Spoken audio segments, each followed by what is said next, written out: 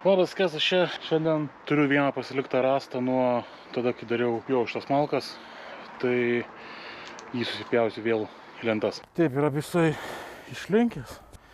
Jisai yra išlinkęs taip, tai kadangi nenoriu, jeigu taip pjaučiau, tai gautųsi, kad pusę reikėtų išpjauti, išmest. Tai pjausiu šitokiu būdu ir tai pabandysiu. Tai išlinkimą šiek tiek panaikinti. Čia turiu šerdį, tai su gulžiuku. Atsižymė, kur yra centras. To praeitą kartą nedariau. Naujas bairis, kurio nemokėjau prieš tai. Gulžiukas rodė centrą, dabar tą patį padarysiu kitoj pusėje.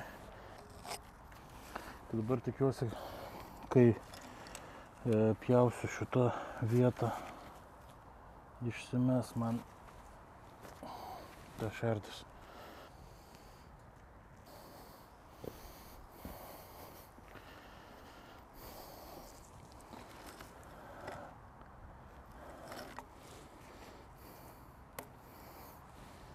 Su klaida atsižymiu, kur pjauti, bet kaip matau, per vidurį neatsižymėjo.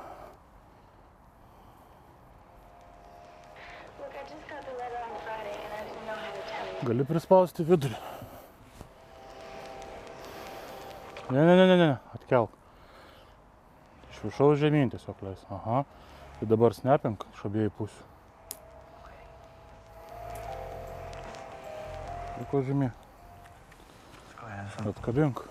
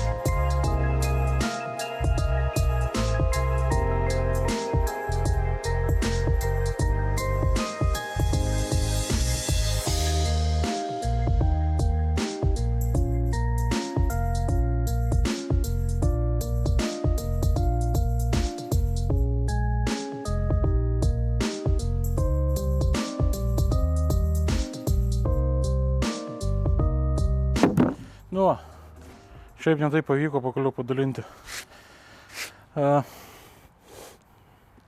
Įsimetęs jau yra grybas į medieną. Matosi, kad jau mediena tokia pradėjusi irti. Angliškai spalting vadinasi, kaip lietuviškai. Tas dalykas vadinasi, nežinau. Bet pradėjo paišyti jau gražų vaizdą ant pačios medienos. Čia kur sutrūkimai yra visokie. Čia gavosi gal kokie 3 cm storio gylės. Gal išeis išgauti jas tokias išorinės storesnės. Išorinės pasidėsim, pasidžiovinsim, žiūrėsim, kaip jos čia suvaikščios. Jau nebe pirmus metus tai pjaustu, trečius metus darausi tą medieną, bet kiekvienas metus darausi vos ne iš skirtingos medienos. Tai pirmais metais dariau iš skroblo, antri metai iš alksnio yra padaryta ir dabar treti metai iš beržų. Tai kiekvienais metais norisi vis to paties, bet šiemet alksnio didesni rastai buvo visi išpūję vidury. Dabar teko pasilikti tik tais beržą. Žiūrėsim, kadangi beveik visą vasarą pragurėjo iš tikrųjų čia ant saulės. Tai ta mediena šiek tiek sausesnė negu įprastai ir lengvesnė. Tai gal bus paprasčiau užsikelti ją.